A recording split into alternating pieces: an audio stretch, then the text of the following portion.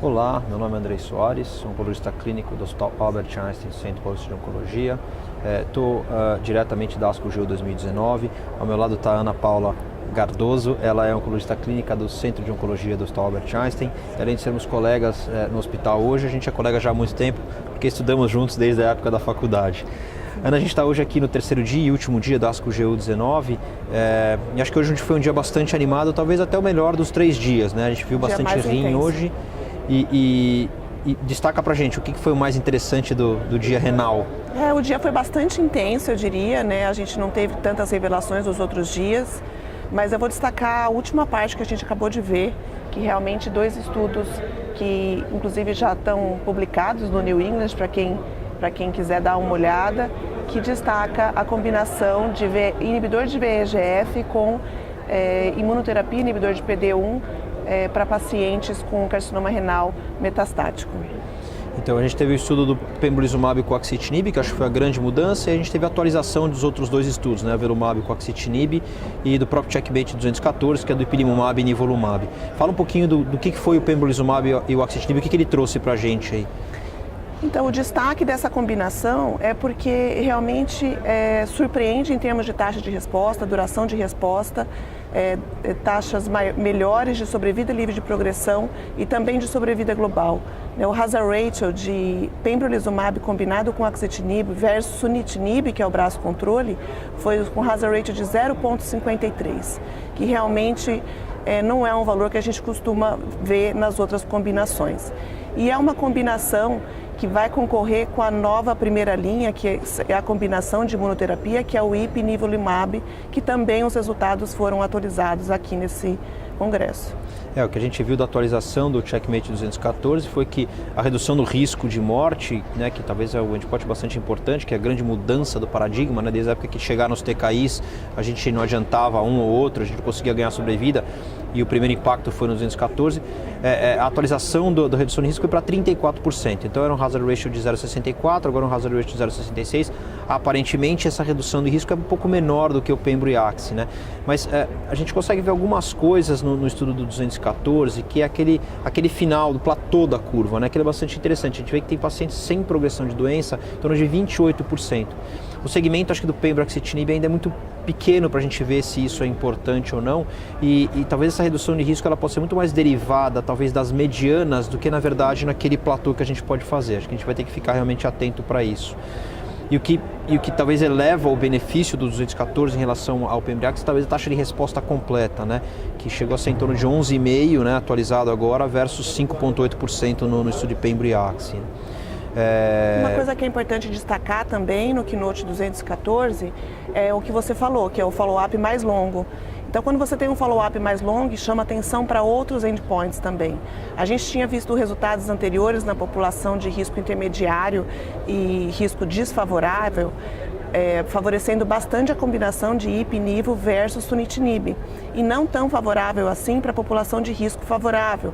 A gente acreditava até que fosse desfavorável para essa população, não valorizando o tratamento da combinação para esses pacientes. O que a gente viu agora nesse follow-up de 30 meses é que talvez não seja bem assim. Não há tanta diferença em termos de sobrevida global, sobrevida livre de progressão e taxa de resposta. As curvas se sobrepõem, querendo dizer o quê?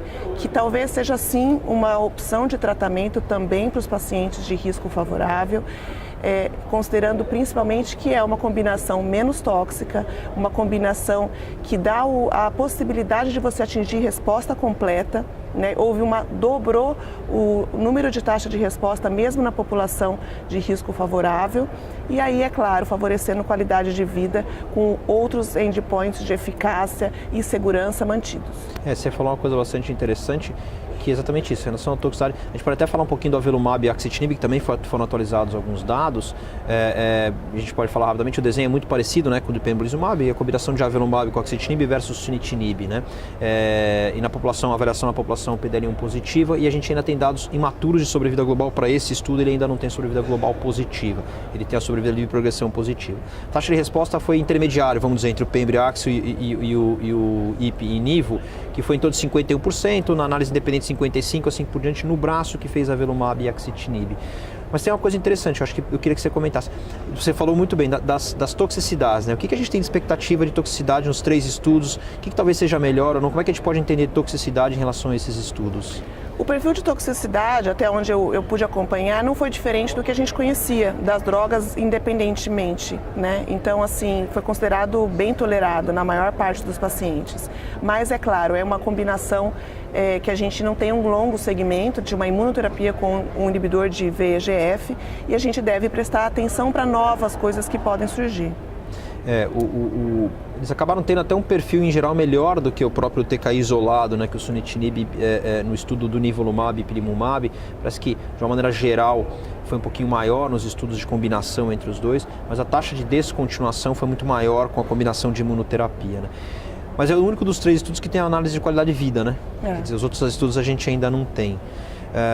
Você acha que dá para mudar a conduta ou você acha que a gente adicionou uma nova opção? Como é que você, vou dizer que está tudo disponível a partir de segunda-feira para você tratar lá no hospital, como é que você vai fazer? Eu acho que daria sim, porque eu considero um perfil bastante seguro de medicação. Eu não sei quais seriam as nossas considerações em relação ao acesso que a gente teria a essa combinação de tratamento. Eu acho que até a gente poderia chamar atenção para um pôster que foi apresentado que mostrou o segmento desses pacientes. Então, qual seria a sobrevida desses pacientes se eles fossem submetidos a uma segunda linha de tratamento após atezo com bevacizumab, IP e nivo, ou começando com IP, nivo, dando a sequência com atezo e bevo, que é uma combinação também de imuno com inibidor de VEGF. E a gente pôde prematuramente ver que a sobrevida seria melhor iniciando com IP-nivo, continuando com atezo e beva. Então eu não sei se a gente tem certeza que, apesar de ser uma ótima, excelente primeira linha, ela também vai ser uma excelente segunda linha, no caso a gente invertesse a ordem, né? Então, são dados imaturos, né? A gente tem que ver também os dados publicados e ter mais maturidade sobre esses dados, mas eu acredito que é uma excelente opção de primeira linha de tratamento. Teve mais alguma coisa interessante em rim que vale a pena destacar? Teve, que eu achei bastante interessante, de não clear cell, né? Ou seja, os pacientes de outras histologias que não células claras, eles apresentaram alguns dados de pembrolizumab, uma outra combinação de uma medicação nova, que eu não vou lembrar o nome. O savolitinib junto com durvalumab, né? Combinado com durvalumab. Então, assim, ambos mostraram ser drogas seguras e eficazes nessa população.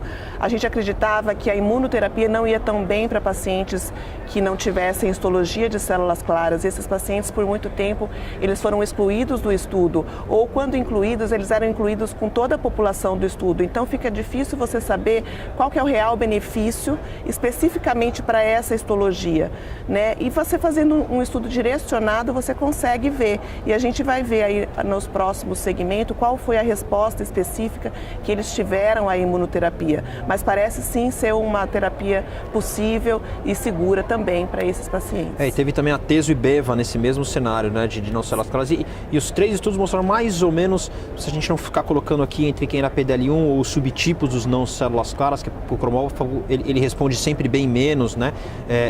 E o papilar ele respondia um pouquinho mais. Aí tinha dependência se tinha o match positivo ou não. Por exemplo, se foi feita a avaliação no estudo que tinha o savolitinib junto, mas de uma maneira geral, taxa de resposta ali entre 25% e 28% das 3 opções de tratamento, né? Acho que se a gente pudesse fechar, eu diria que foi um dia bastante prazeroso para câncer renal, algumas revisões muito legais, produtivos, coisas muito próximas a chegar, confirmações de dados bons e talvez potenciais novos benefícios em outros pacientes que ainda são carentes de tratamentos efetivos, né? Com certeza. Obrigado, Ana. Obrigada.